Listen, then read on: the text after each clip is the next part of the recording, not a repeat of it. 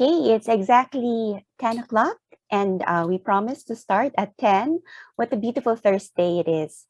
Good morning, everyone. My name is Sher Halos. I'll be your moderator for today's webinar. It is titled ECM, or EBSCOhost Collection Manager, Purchasing eBooks the Easy Way. To start this activity, let us pause for a while for our opening prayer, followed by our Philippine National Anthem.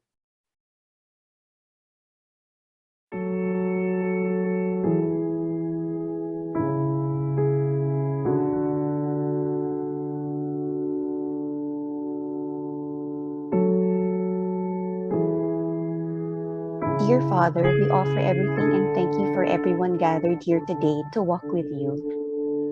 May we ask you for your blessing and guidance so that the activity set for this undertaking be successful. We ask you to open our eyes to see the wonderful things from this activity. We ask that you open our ears so that we may retain the invaluable knowledge. Open our minds for us to think wisely, put us with understanding, cooperation, and peace in fulfilling our responsibilities. Open our hearts so that we may receive your everlasting love, and open our spirit so that we may know that you are with us all throughout the day. We ask all this in the name of Jesus Christ. Mga kababayan, ang pambansang awit ng Pilipinas. Kayang mag-ibig, pero sa sinakanan,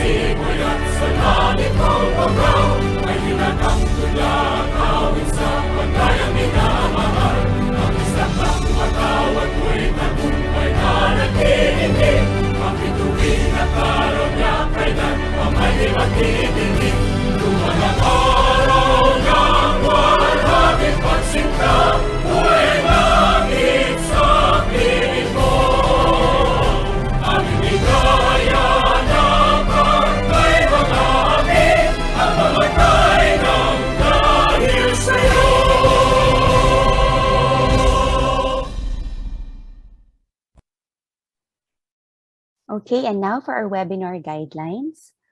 All of the participants' microphones and videos are turned off by default. If you have questions on the topic, please type it on the designated Q&A box found at the lower right-hand side of your screen. Questions will be read at the end of the presentation. This will ensure a smooth flow and to not interrupt the speaker.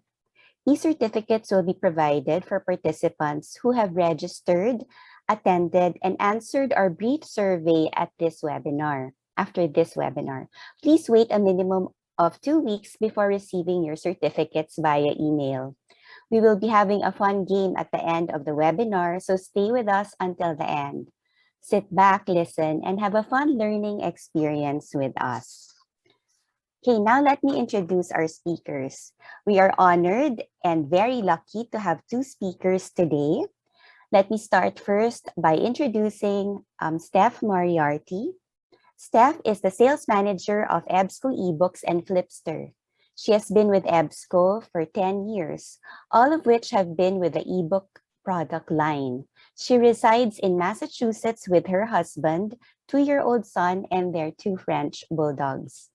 We also have Ms. Susan Entrican. Susan is the senior sales training manager for books and journals at EBSCO. She has been with EBSCO for 22 years and has held various positions in sales as well as the marketing department. She resides in Massachusetts with her husband and 2 daughters. Ladies and gentlemen, let us welcome Steph and Susan. Good morning. Hi, Steph. Hi, Susan. Good morning, everyone. Good morning.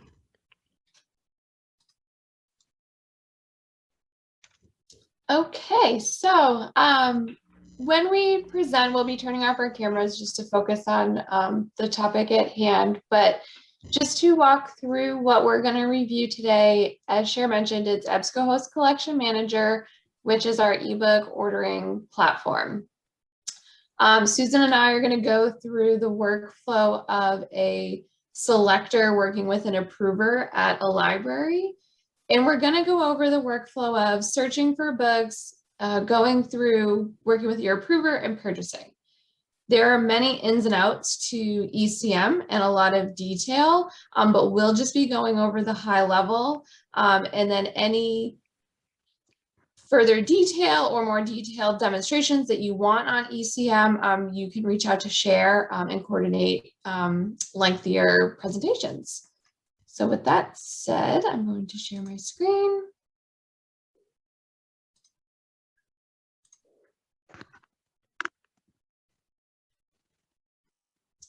And can you see my screen? Yes. Perfect. So this is what EBSCOhost Collection Manager looks like. And you'll notice that while I'm in this, and then when we move to Susan's instance of ECM, that it looks very similar.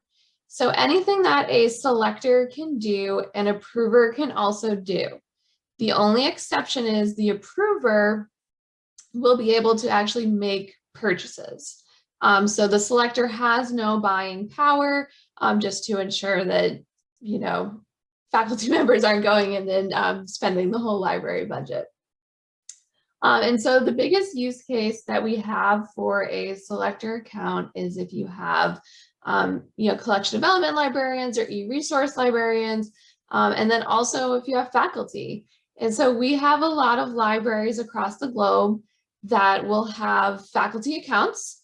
And, you know, rather than having one account for each faculty member, they have it based on a department or the school. So school of business or the art department or English, etc. And then they would share those credentials. And so what we'll walk through today is how to search and select books.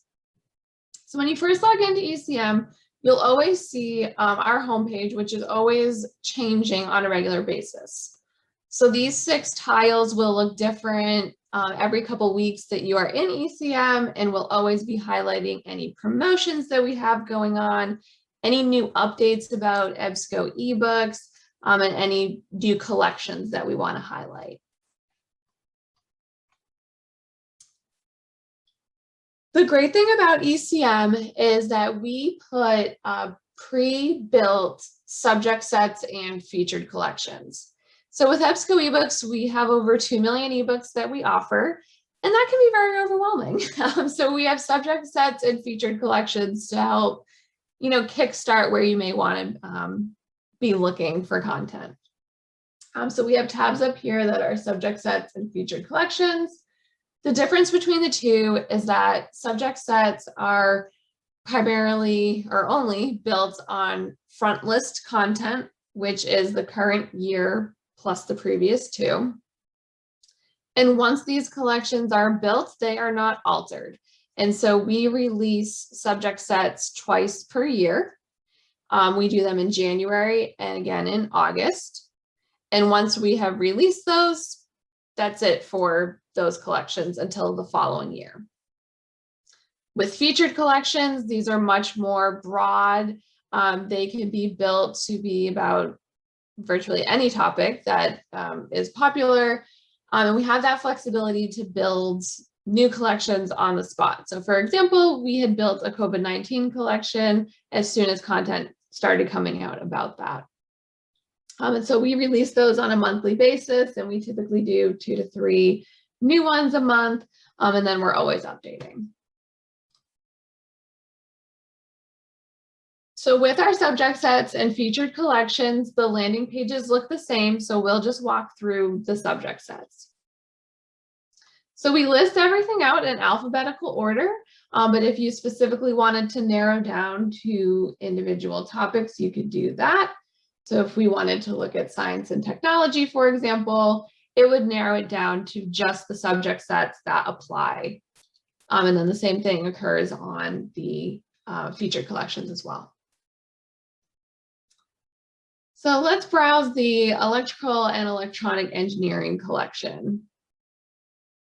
So by clicking on that hyperlink, you're brought into the full list of titles that are in that collection.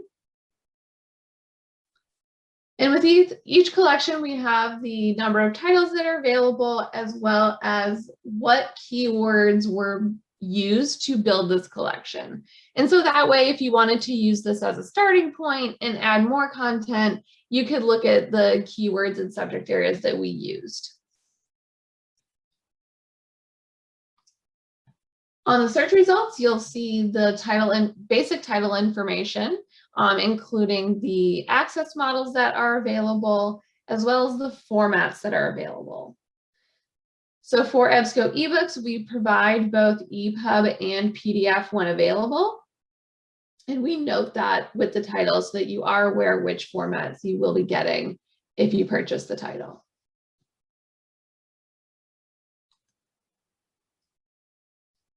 By default, you will see the one user option available first, but if you pull the drop down, you'll be able to see all other access models that we have available.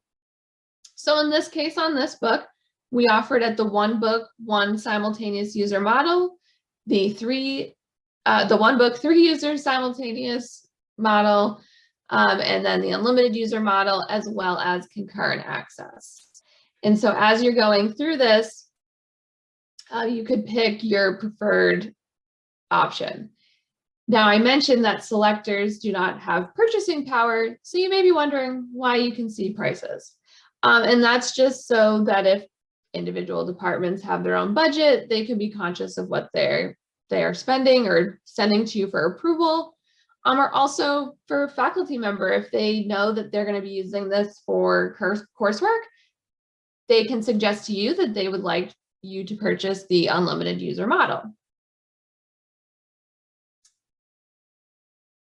Additionally, other information that we have on these titles, so you'll see in the second one, we have this noted with DRM free available, which means that if you were to acquire this book at the unlimited user model, that it is available at DRM free. And with DRM free, there is no restrictions and there is no requirement for Adobe digital editions.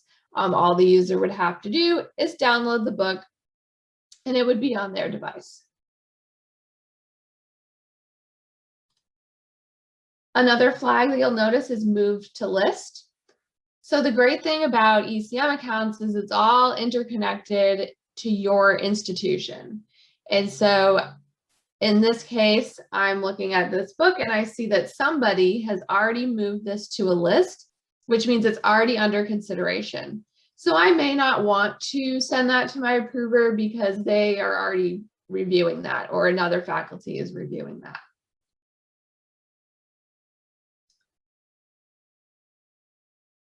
If you would like to see more information about the book, you could click on the hyperlink and it will bring you to a detailed record where you will be able to preview the book.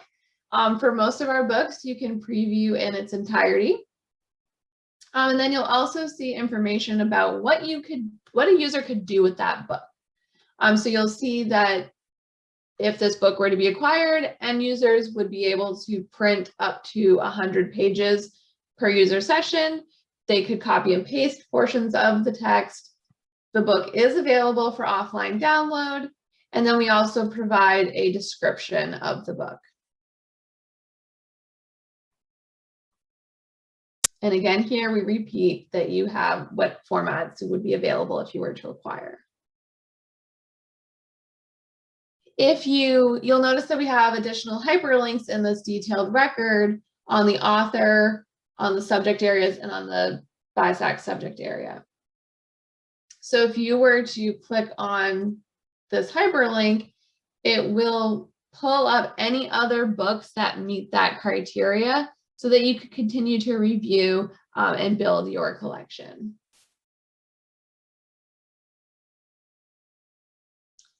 Once you have made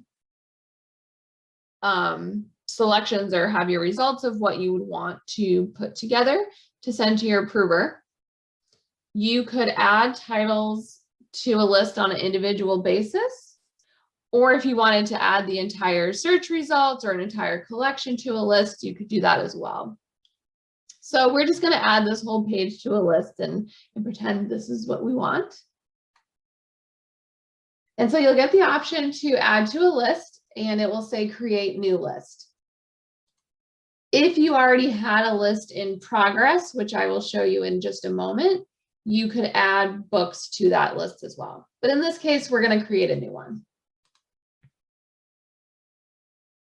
And you can name the list whatever you would like. So I will just name this electrical engineering.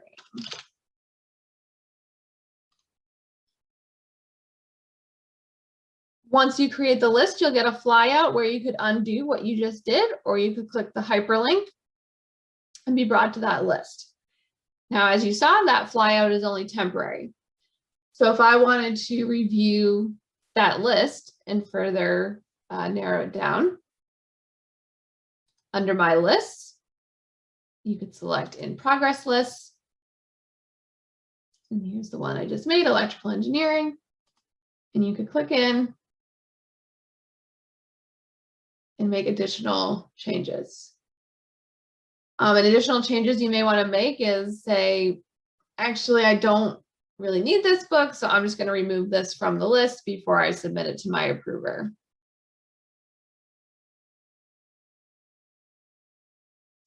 Additionally, you would be able to change the access model as well. So if you thought, actually, I might need a higher number of simultaneous users, let me change this before I submit it, and you'll be able to make those adjustments. You can export the list if you wanted to review it in Excel or share with a colleague. If you decided you don't want this list anymore, you could delete it, or you could submit for approval, which is what we're going to do. So I'm going to submit this for approval. And when you submit it for approval, you will get a drop-down list of any approver that is at your library. And with ECM, you can have an unlimited amount of selectors and an unlimited amount of approvers. And so in some cases, there may only be one approver, but in our case, we have quite a few. So I'm going to drop down and find Susan, who I'm going to send this to, and here she is. So I'm going to send it to Susan, and then we have this checkbox of, if this list gets purchased, I would like to receive an email alerting me when that has happened. If you don't want to receive that email, you could uncheck it. So we're going to submit that, and you'll notice that it's gone from my in progress list. I may want to check the status of that list though. So where did it go? So going back to my lists, if you drop down and click on submitted lists, you can see that I have two lists that are pending approval. I created them and I have submitted them to Susan, and I did it on this date. Keep in mind, we're in the United States, that's why it says the 10th. And so if you by mistake submitted something or wanted to make additional changes to that list, you could cancel your submission. And that will go back into your in progress list, and it will come out of Susan's review list. But I'm going to go back to my submitted list to show you. And so this is a list that I had submitted earlier to Susan that I'm waiting for her to review. Hopefully she buys it. So this is our photography for the 2022 semester. It was 60 titles, and I'm just going to wait and leave this in here and have Susan review it.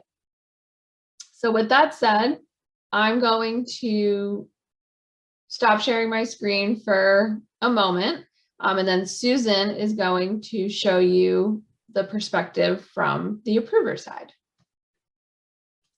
Great, thanks, Steph.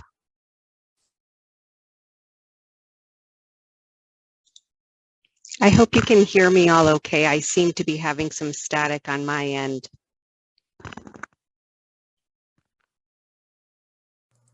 We can hear you, Steph. We can hear you, Susan. You can? Okay. I just wanted to make sure because it's very staticky. So what I'm going to show you is how easy it is as an approver to go ahead and look at the submitted lists and then make that approval purchase. So I'm going to complete this ebook purchase. But the first thing I want to do is take a look at this photography for 2022 semester that Steph has submitted to me. So when I go to take a look at this, Susan, Excuse me. yes. just real quick, we need to see your screen. Oh, interesting because I'm sharing. I guess it's not. Let's try it again. Okay, I'm presuming you can all see it now, yes? Yes. Okay, perfect. So I'd like to go back just so you can all make sure that you saw exactly what I'm doing. So on the far left-hand side, there is a tab for me that's called Submitted Lists. And this is where I can take a look at the lists that have been sent to me by selectors. So in this case, Steph has submitted the photography for 2022 semester. But before going ahead to just add it to the cart, I would like to take a look at the titles that she has in this list, as it is quite substantial, 60 titles for over $9,000. And as I'm going through and looking, I agree, I think this would probably be very wise for us. I do have the option, of course, if I wanted to change the model, I could go in and take a look at these options that are available. So if I click on the change model, just to review quickly, so that everyone is aware of the access models we offer. There is the one book, one user, which allows one user to access one book. There is the one book, three user, which would allow three users to simultaneously access the book, or then of course the unlimited user model, which would provide no restriction at all to access the book. But for this point, it's perfectly fine. This is what I want to do. So at this point, I'm going to add the list to my cart. And I just click on that tab, add the list to the cart. And then I'm going to go ahead and simply check out.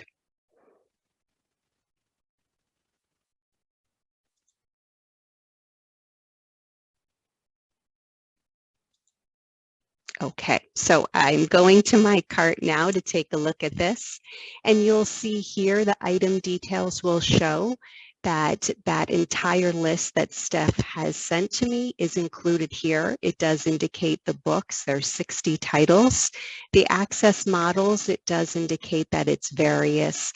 I don't have a fund code assigned to this at the moment, and I don't need one. And then I have a perpetual, this is the term, and then the quantity. I do need to make sure that I read the terms and the conditions. I look over once again for the actual total here, and I do need to agree to the terms and conditions for this order. So I click on that, and then I can go ahead and click finalize the order. And so this does bring up a new window, which just wants me to confirm who the book order needs to be billed to, as well if there's a purchase order number that needs to be put in, and then of course the billing address. And then I just submit that order right here. Upon submitting the order, I do like to let everyone know that your ebook will be, your ebooks, excuse me, will be available between 2 and 24 hours. And you do receive a copy of the fulfillment, and I'm going to show you that in just a moment. I'm going to stop sharing my screen for just a moment. And so can everyone see this screen where it says thank you for the order? Yes. We can see. Okay, perfect. So then you'll receive this email that indicates thank you so much for the order. And there is a fulfillment receipt that is attached here. And I'd like to show that as well so everyone is aware of what that looks like. So here's an actual copy of the fulfillment receipt. So you can see exactly what has been ordered and the total. And then there's one other item that I do want to share with you all. If you have signed up for our Rapid Mark Delivery service, you will also receive an email indicating that you're able to retrieve your mark records for your recent ebook purchase. And it's easy to sign up for the mark record rapid delivery service. And I will show you that as well, just where you can do that in ECM directly. Just give me one moment to get back to that screen, and I will be happy to show that to you. I seem to have lost my, here we go. So while I'm waiting for this to come up, so it's easy to go back into ECM and just set up your mark preferences right here. So once I receive these mark records, I'm able to put those mark records into my catalog, and now the user is able to access the ebook on one platform, and that is your EBSCOhost or your EBSCO Discovery Service subscription. So depending on what you currently subscribe to, that is where you would access the book. If you're not currently a subscriber to our databases, you would still access this on the EBSCOhost platform. And to request an ECM account, we encourage you to contact Chair Joseph or Bon to do so. And I'm going to turn it back to Steph.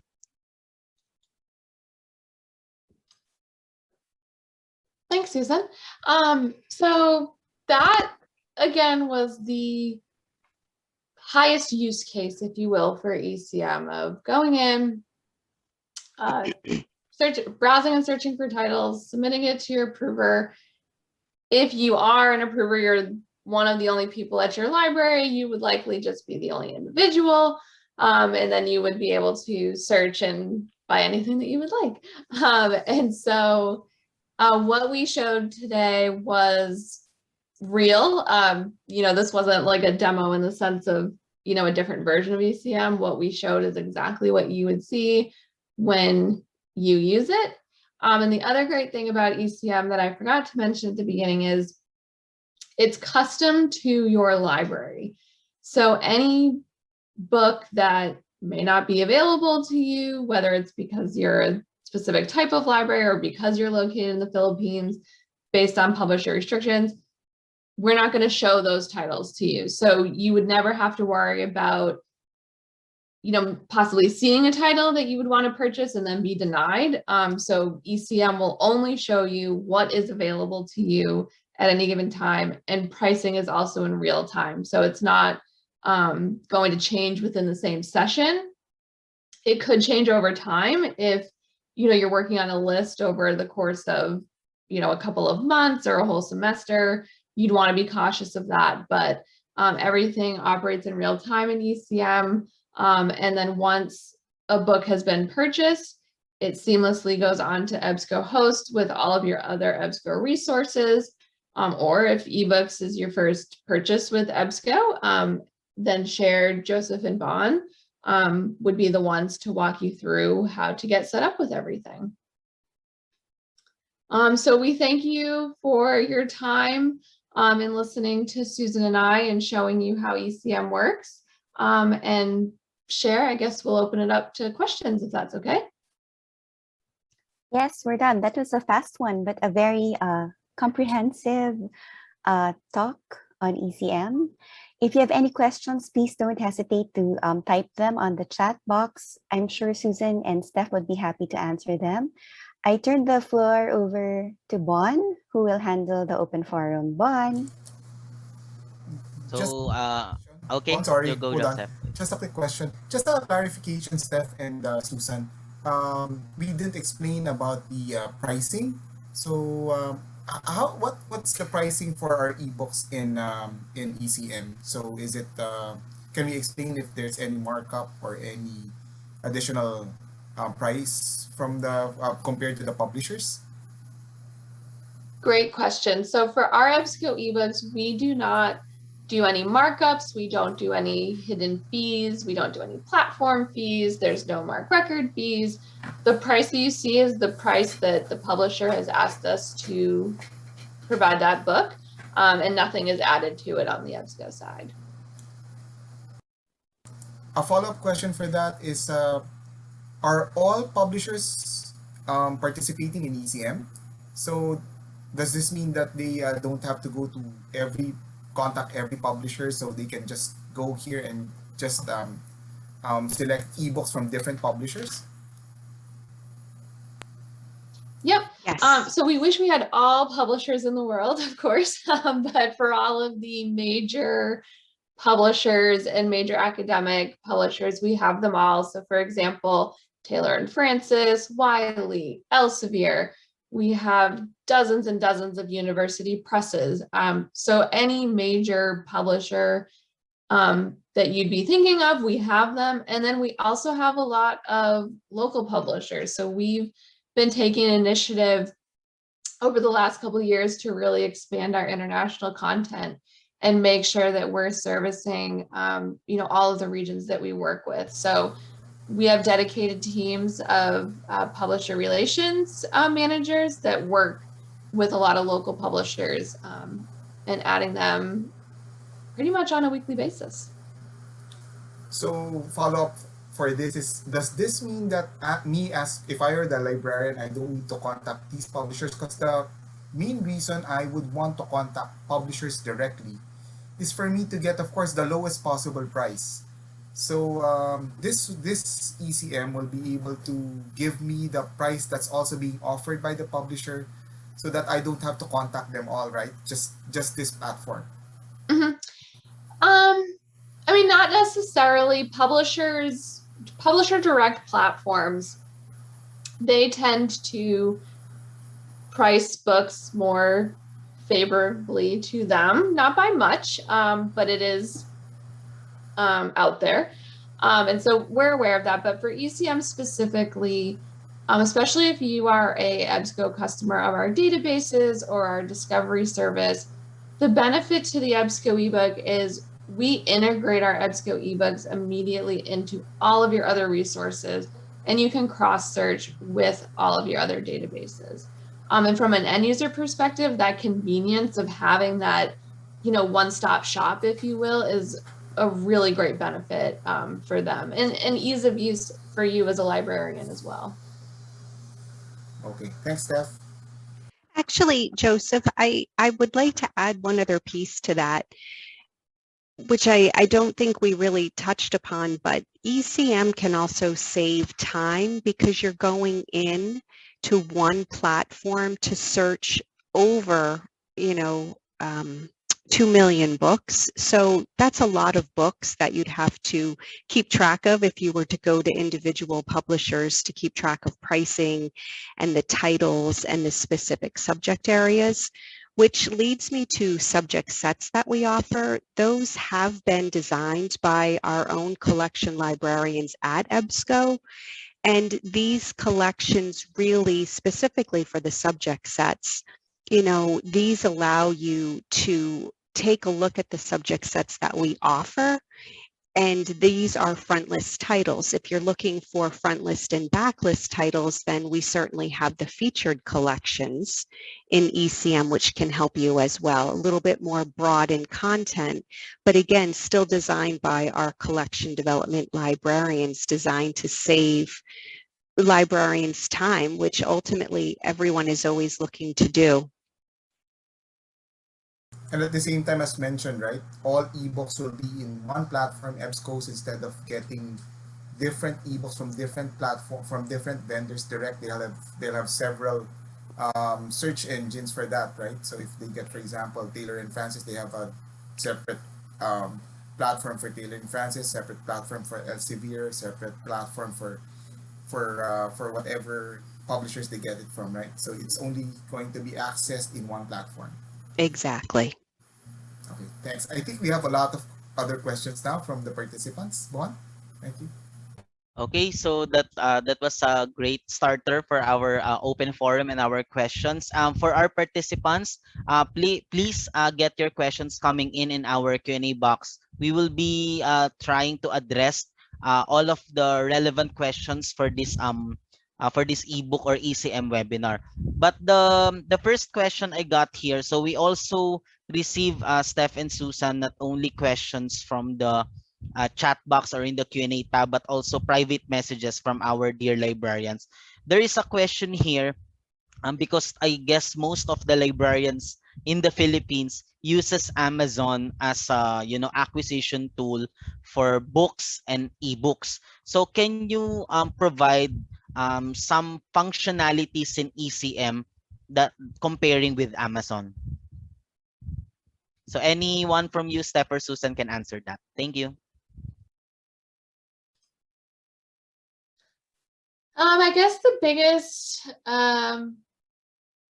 loaded question, but I guess the biggest benefit to ECM is you're only looking at eBooks, whereas Amazon, you're searching all sorts of products on there. I mean, of course, you can filter to just the bookstore, but there's a lot of things on Amazon that you can get sidetracked with. So ECM is focused just on our eBooks, and I should note our digital magazines as well. But as far as anything else, ECM is great in that sense. We have that selection versus approver role, so that it's not all on the approver to be doing these selections. But also it's worth noting that our licenses for EBSCO eBooks are at an institutional level. We have a platform that can host this, versus if you were purchasing on Amazon, you're purchasing one copy of a book, and then you have to figure out how to get that to your end users, and to get that on an easy platform, get them the link, etc. Whereas EBSCO, we host everything for you. We have the MARC records for you delivered immediately. And again, going back to that ease of use and time saving as well.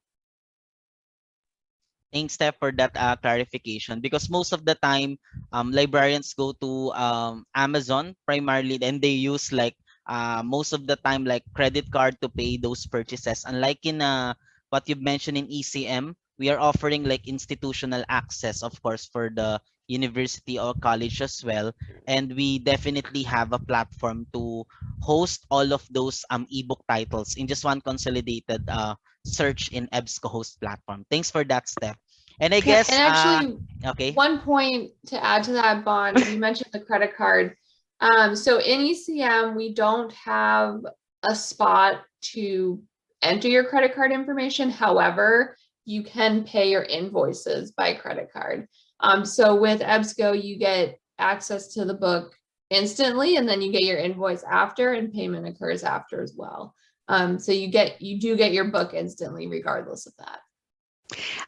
And Bon, I would just like to add one other piece of information regarding if you're purchasing your ebooks from Amazon.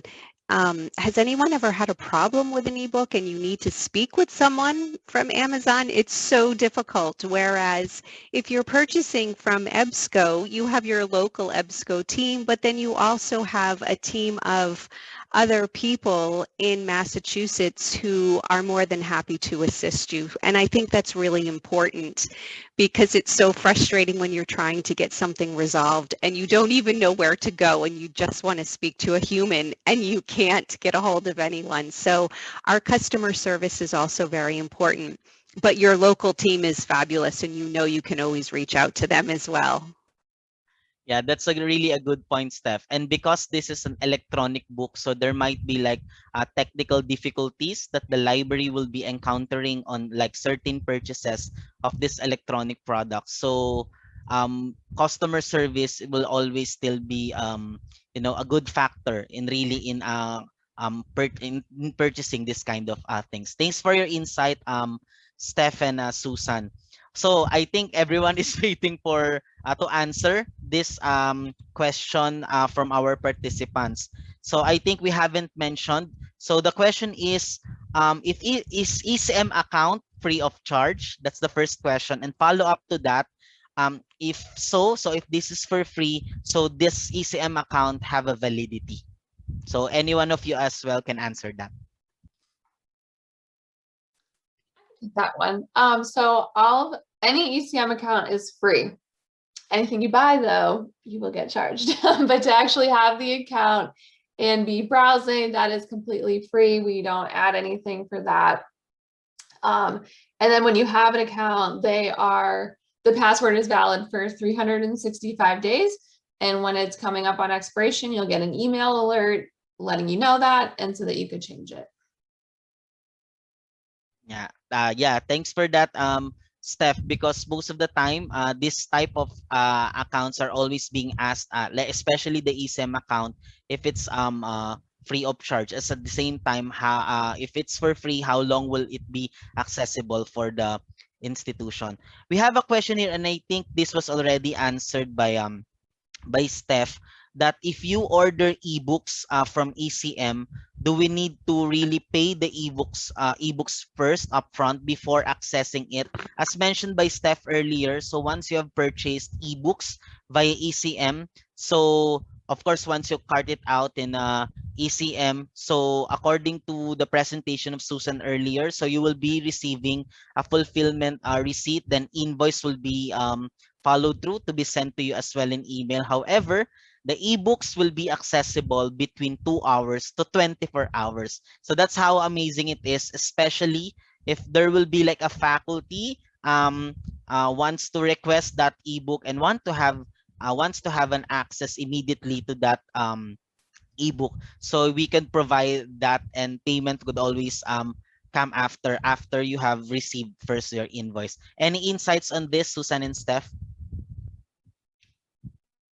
You pretty much covered it. But yeah, Okay. you get the access up front, and then it's essentially on goodwill that the invoice will be paid. Yeah, that's the good thing about purchasing ebooks via ECM and through EBSCO. So let us answer a question here in the Q&A tab about the subject set. So there's a question from an anonymous attendee, if they could just purchase a title but it's not within the subject, or only a title in a subject list. So I guess he or she is referring to, we have presented or recommended a title list in ECM but only wants to purchase individual titles from that subject list. Is that possible? Absolutely. You don't need to purchase the entire subject set. You can pick and choose.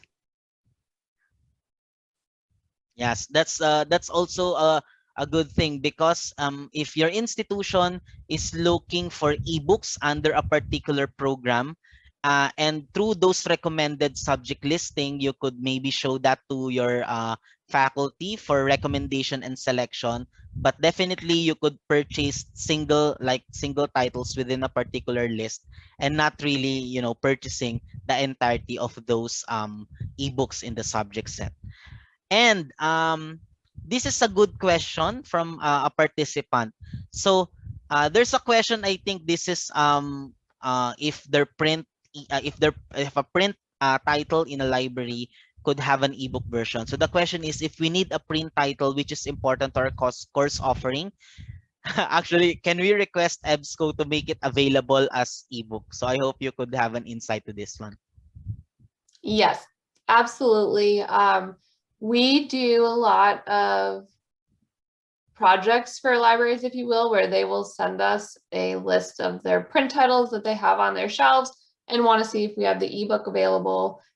We do that all the time. So if you ever wanted to do that analysis, we have an import list feature in ECM where you could upload ISBNs, or we could do it on your behalf.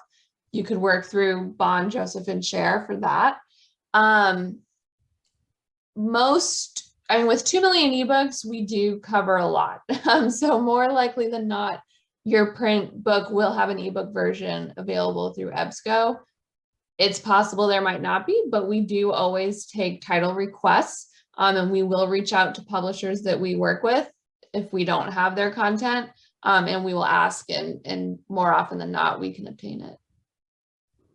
Thanks for that, Steph, because most institutions right now in the Philippines are really going towards to digitizing, of course, or accessing ebook collection, because currently still physical libraries are not open yet to for students and faculty to access to their physical collection. So many libraries right now send titles to us if we have an ebook availability. So as what Steph mentioned, you could send us the list of those titles, and we will work on Steph's team or the eBooks team to check for ebook availability of those printed titles. Am I right, Steph? That's correct. Yeah, okay, that's good. Actually, we have questions are really coming in, but because we have still a good time to ask more questions, because this is ebook purchasing, and most of our uh, of course the participants here wants to know more about this one. So there is a very interesting question here. I think this particular user also, or maybe their institution has Gobi. So there's a question here. I saw a button that says see in Gobi. I'm not sure if this was discussed, but is it possible to filter titles in Gobi to only show those in ECM? So please have an insight on that, Steph and Susan. Thank you. Yes, so what that's referring to is when we were viewing the detailed record, there was a button that said find in Gobi. So if you are a Gobi customer, that just makes it easy to, if you click that button, you'll be brought directly to that record in Gobi. All EBSCO ebooks, with the exception of Japanese titles and I think Turkish language titles, are available in Gobi. So a lot of people think the two are different, but any EBSCO ebook that you see in ECM is also available in Gobi, again, with the exception of those Japanese and Turkish titles. Why would somebody be in ECM if you're using Gobi is a great question that I am posing. So forthcoming, we have a tool coming out called eBook Manager. And that's where, as a library administrator, you're going to be able to view your EBSCO holdings and do your ebook download settings as well. And so, because Gobi libraries will have to be using that, they will be in ECM. And so if they needed to if they were reviewing a title in ECM and wanted to complete their purchase or upgrade, for example, in Gobi, that button is there to make it convenient for them. But if you are a Gobi customer and use Gobi, you can purchase EBSCO ebooks in Gobi. And if that is where your preference is, we encourage you to use that.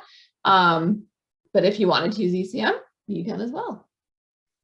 Yes, and as a rejoinder to that, Steph, through the use of ECM, especially if they are already an existing EBSCO subscriber of our databases. So if you have already access to our databases and you want to grow as well your ebook collection, ECM will be a very good platform to do the purchases, primarily because all of the ebooks that you purchase in ECM will be accessible in the EBSCO's platform, where you will be having an integrated search with your databases as well. So that's another good thing to note on with regards to ECM. But of course, stay tuned on what what Steph mentioned on the ebook manager. So that will also be a good thing to look forward to. I think I will redirect this question from an anonymous attendee to Susan, because I think because Susan already presented on the approver side. There was a question here on the approver side. Is there a button if you don't want to approve the submitted list? I don't know if you have mentioned this one, but I hope Susan, you could provide an answer to this. Thank you. Sure, thank you. I want to mention one thing because I think I saw it come up in the Q&A, but there is no minimum, there's no minimum requirement. So for purchasing ebooks, if you want to purchase just one title and it's $200, that's fine. So I just wanted to mention that before I forgot. But as far as lists, if there were some titles that were submitted within a list that you did not want to approve, you could reject that title.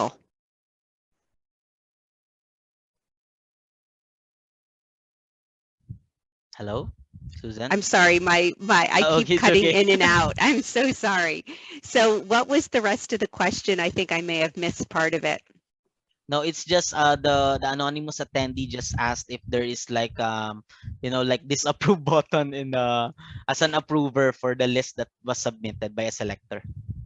So as an approver, you would be able to see the lists that are on your left-hand side of the screen, and you would know that you're an approver. You could go into your actual under preferences, and it would indicate what role that you have. Yeah. Thanks for providing that insight, Susan. So let's answer because we want to really answer those questions coming in from Q&A because they really provide a good insight on what their institution really needs to know. There is a very interesting question as well from an anonymous attendee. So because we are presenting the EBSCOhost Collection Manager on the ebook side, so we want to make an insight as well or a clarification if we have textbooks in ECM. So anyone, I guess, from you can answer on that. Thank you. Yep, so we've been expanding our textbook offering over the past couple of years.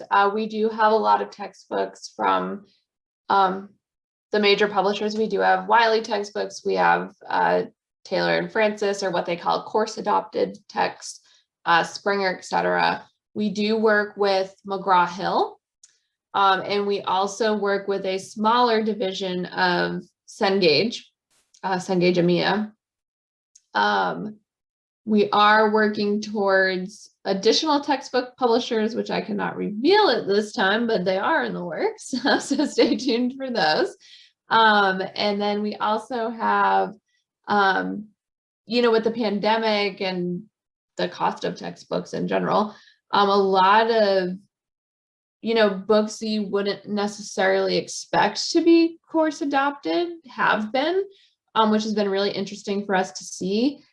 And because of that, I think it's worth noting that we do work with Penguin Random House, Simon & Schuster, Hachette, and we also just recently started working with HarperCollins. And so they have a lot of content that has been course adopted as well. So although not textbooks, they are popular in courses. Yeah, that's good to hear, Steph, because in this time of e-learning, still the faculty wants also to explore the e-textbook that will be readily available. And if ECM would offer them to that, it will always be a good opportunity for them to evaluate those resources. And I would like to ask this question from an anonymous attendee. I don't know if we are working in depth really on the local publishers here in the Philippines, but the question is, do we have like available ebooks that was published by local publishers here in the Philippines? So do you have any idea on that one, Steph? So that we'll have to follow up with, because we sort of classified it two different ways, or a couple different ways. It's books that we have in a local language, books that are about that specific area, so about the Philippines specifically, and then also publishers that originate in the Philippines. And so I have to double check with our publisher relations team, so we can certainly follow up after this with additional information about it, with all those breakdowns.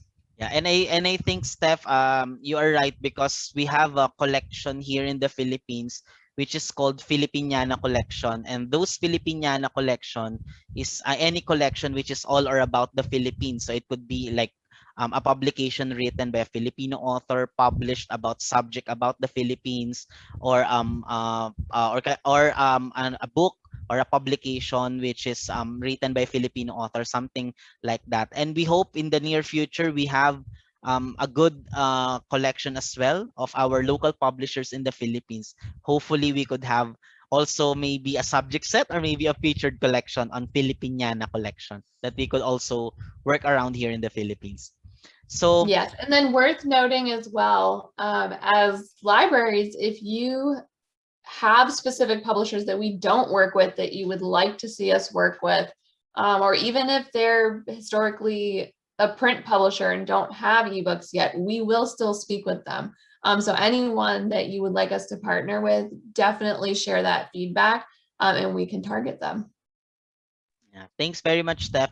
I would like to redirect, I think Joseph is typing an answer already, but I would like to redirect this question from a participant to Susan, because I think Susan explained this, but for the benefit of those participants who have not captured the concepts of the user level in ECM. So the question, Susan, is can you expound more or explain more again with the different user levels of one user, three user, concurrent users in the, especially in the price selection? And also please note about unlimited user DRM free as well. So Sure. hopefully you could expound on that. Thank you, Susan. Sure. So one book, one user is one user will be able to access the one book at a time.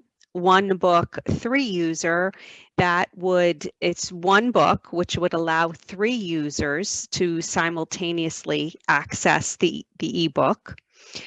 One book, unlimited user model, and that would provide no restriction to access the ebook. The concurrent access model is a little bit different in the sense that it's unlimited concurrent access spaces up to a maximum number of uses. It's typically 365 uses, but please note that that is set by the publisher. So if the publisher sets it at 362 uses, that is what it will be. And once the number of uses has been met, the ebook will become unavailable. On the anniversary of the purchase, the number of uses is reset to the original maximum. So if you purchase the concurrent access model, let's just say at 365 uses, then on the anniversary date, it would reset to 365 uses. As far as DRM-free titles are concerned, we try to offer as many DRM-free titles, and that would be digital rights management free, which means that the book is free from restrictions. So it's unlimited emailing, copy, paste, printing, etc. And that is a model that both librarians and users prefer.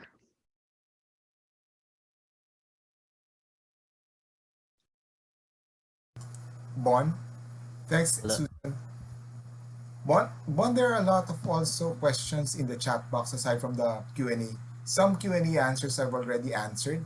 Okay. There are some interesting questions also that are being posted on the chat box. So, Susan, I hope you don't mind, or Steph. I know I think you've answered this, but there was a question here that, hold on. This is an interesting question. It's overwhelming. There are a lot of questions about ebook purchase. Okay, just a clarification. Under ECM, once an ebook is ordered, the access will be provided immediately. So that's the question. Yes. So, typically it is under or up to 2 hours. It really depends on what's going on and what day of the week you buy it. So if you're in there on, a Saturday night by chance, it might be a couple hours extra just because the systems may run a little bit slower on the weekend. But, for the most part, it is pretty instantaneous. There are occasions where, we're upgrading a system, and so it might be delayed a day, but for the most part, it is pretty immediate.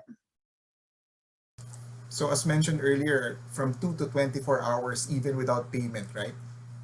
But of course, they have to pay it because we're going to invoice them, right? So they can actually access the ebooks immediately. So there are some institutions that there are some faculty members that once they see the ebook, they want access to it immediately. And based on experience with users of ECM, they actually get access already within 2 hours. So I have another question here. Is there a minimum number of ebooks to purchase using ECM? No, not at all. We have books that cost $1. You could buy that and be content. But yeah, there's no minimum dollar amount or no minimum number of titles.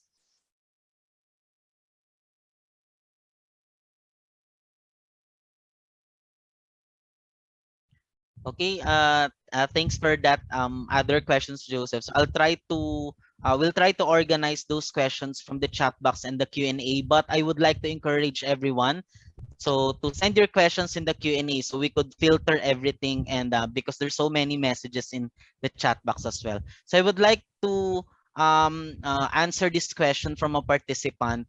I think this was already answered by Steph, that if they are looking, Steph, for a book title that is not available in ECM, so is there a way we can send the request to make it available in ECM? I think you only mentioned that if you are looking forward to work with other publishers, but how about if like it's a specific title that is not available in ECM? Yep, so there's two different ways you could contact Bon, Joseph, or Cher directly, or they could provide you with, we have a form that you could fill out with the information that gets sent to my team. We review it. We check to see what's going on with that book, make the request, and then we'll provide feedback on the status and then notify you if it ever becomes available. And so, Bon, I'll make sure that you have that link so you can send out. Yeah, thanks for that, because I think they are, want to have that particular, maybe a title to be available like on an ebook version. So please bear with me, participants. I want to manage the questions effectively, because I have also there have been messages sent to me as well personally, then one from the chat box and one from Q&A. So because I want to take questions that were not answered earlier on. Okay, so let me get this question. Okay. So there's a question here from the chat box. So there will be a possibility to integrate an ebook from the other source outside of EBSCO? Institutional EBSCO platform is permanent and that we want to manage e-collections in one place. So if it's a non-EBSCO ebook that you already have from elsewhere, the best option to be considered would be EBSCO Discovery Service, or EDS. I think it would depend if we, can ingest those links and we partner with that other provider, etc. But as far as like, if you're just a individual database customer, or EBSCO eBooks is your only product that you have through EBSCO, unfortunately not. But if you are a discovery customer, then there would be better options to have it included. Okay, thanks for that, Steph. So I'll be only filtering questions if, in the interest of time, we will still be answering questions, but because in the interest of time, we will just filter some of your questions, and maybe we'll just answer your questions through email as well. So let me just pick some questions here, because Steph and Susan, there's a question here, because we have been discussing like ebooks. You answered about textbooks as well. So there is a question here, something about audiobooks. Will audiobooks will also be available in ECM? Yes. So audiobooks are available, and simultaneous, yes. Yeah, and where I showed where the format icon was of EPUB and PDF, if it was an audiobook, it would have a little speaker and say audiobook. So you'd be able to tell the difference. Yeah, thanks for that. So it's really a good thing that it's not only ebooks, you could also check for textbooks at the same time, those audiobooks. I think I know who is this anonymous attendee asking about Adobe Digital Edition. So I think this is more of the post-purchase side. I hope Susan and Steph could provide an insight or a clarification on this one, because I think this is an experience of borrowing ebooks offline on perpetual access. So the instance here is that they purchase the ebook via ECM for one user only, and that book is borrowed via Adobe Digital Editions. So can you provide an insight about borrowing that ebook via Adobe Digital Edition, will that affect the you mentioned about the ability of you using that particular ebook in particular, like for online use? Because I think we have encountered one thing about this, and if it's in Adobe Digital Edition, can it be returned back in an instant after fulfilling maybe the number of days being checked out? So I hope you got the question. That's a lot to unpack, but I think we can do it. So as far as the actual use being tied up, so in the case of a single user book, if the book is being viewed online, that book is tied up and can't be downloaded. Alternatively, if the book is downloaded, it can't be viewed online until that download period is over. As far as returning a book from Adobe Digital Editions early, the end user can check it back in early, but you as a library or a library administrator do not have that capability. EBSCO really doesn't have that capability either. But we do have solutions coming up for that. Again, I mentioned eBook Manager, which I'm sure we will probably be doing a webinar, Susan and I, again for you guys in a couple of weeks. But eBook Manager is going to have more flexibility on these download settings. And so you're going to be able to set download settings on an individual title, a specific list of titles. You can reserve specific copies to be always held online and never downloaded offline. So there's going to be a lot more options to help towards solving these problems, in that scenario of downloading a single user title and then unfortunately having it tied up for a significant amount of time.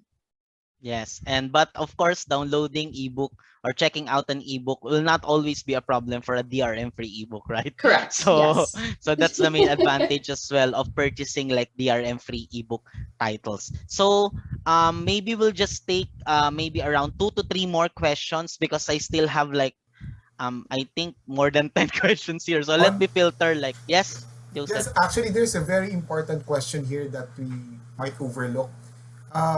There are a lot of questions here about ebooks purchased in ECM. Are they perpetual access? So let me answer that all ebooks that you will purchase in ECM are perpetual access. They're not subscription. So if you pay, for example, if you buy one ebook today and you don't buy ebooks in the future, we will host that for life.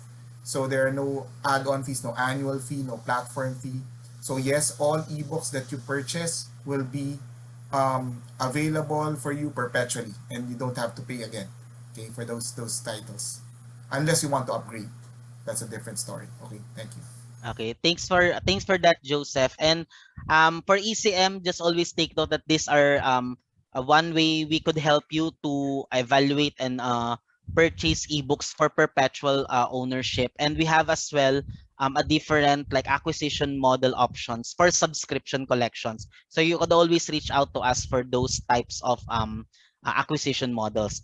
Then let me take 2 questions more, because I think this is also important. So there are participants here, Steph and Susan, asking if they have purchased ebooks by ECM, can the usage as well of those ebooks can be tracked, and in what way? So I hope you could provide an insight on that one. Absolutely. So we do have a couple of different options for usage. We are counter compliant, so we do have the industry standard reports, and then we also have our own proprietary usage report, same stats. We just offer a little bit more options than the counter report. And then again, not to plug eBook Manager too much, but with eBook Manager, you're going to be able to see within ECM your usage lined up with your purchase titles without having to go to different avenues in EBSCO to get that information. Yeah, so what Steph is trying to say is stay tuned for our ebook manager, right, Steph? Okay, so this will be the last questions. Then for those questions that we haven't answered, we'll try to reach you just send this question again in the evaluation form, and we'll try to reach you to maybe to have a communication or phone call with you about your question. This is a last question because we have a really good number of subscribers here in the Philippines, which is subscribing to our mostly for ebook academic subscription collection. So the question is, if they have an active subscription to the ebook, let's say the academic subscription collection, and if they intend to purchase purchase perpetual titles in the EBSCOhost Collection Manager, will ECM detect if the title that they will want to purchase is already available in their current subscription collection? So I hope you could answer that. Thank you. Yes, and I can't believe that we didn't show that flag now that I think back to it. Yeah. But where I was showing how it said moved to list, there would be a flag that says in my collection. It won't tell you how. It'll just say you already hold this as an EBSCO ebook.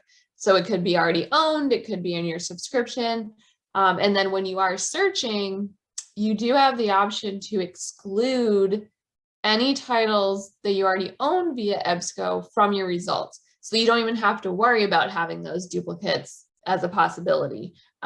So yes, we do identify it.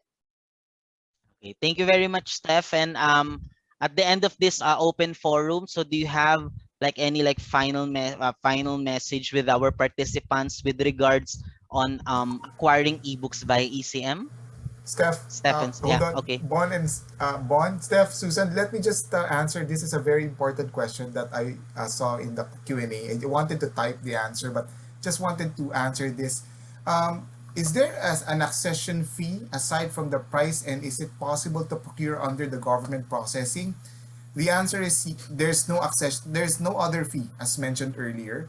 Another one is that, correct me if I'm wrong, Steph and Susan, you don't it's very convenient to purchase it directly from ECM, but should you, for example, have an account and you find titles there that you cannot just purchase because you need to get pricing, you can actually download the list and send it to us, and then we will send this list to our HQ headquarters. So you can send it either to Bon, me, or Sure, and we will send this to HQ and have this list coded, and we will send this back to you with the price that is effective for 30 days so that you can actually get a PO from your procurement office. And if you want this, for example, this is a government, you want this bid to be bid under bidding, you can do that. And then EBSCO has all the documents to bid as a foreign company. So I'm just answering the question from Ms. Cint C. So so a lot of government institutions actually are just downloading list and then submitting those lists, and then getting the price code from us, from the US, and then they submit it for procurement. So you don't really need to always use ECM to buy it there directly. If you want it to be quoted, if you cannot buy it from there directly, you can just send the list to us that you have chosen, and then we can also provide you with the code so that you can do other ways of processing or purchasing those ebooks. So I hope I answered that question, especially for those who are from the state universities, colleges, that needs that there's another process for purchasing ebooks. I'll take it from Thank- here. yeah.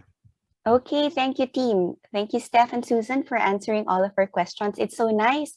We see a lot of engagement, no, Joseph and Bon, with our participants. It's nice because we know that you are all interested, you're all engaged, and you would like to know more about ECM. And as mentioned by Bon and Joseph, if there's anything else that we have not covered, or maybe we have not read due to the interest of time, lack of time, Steph and Susan would be opposite time. So it would be already almost 12 midnight, I think, in their part of the world. But if you have questions, we have an evaluation link, and there is a portion there that you can write your questions. And also, please reach out to us, Joseph, Bon, and myself. You can just email or send us a text message, and we'll be so happy to answer all of your questions.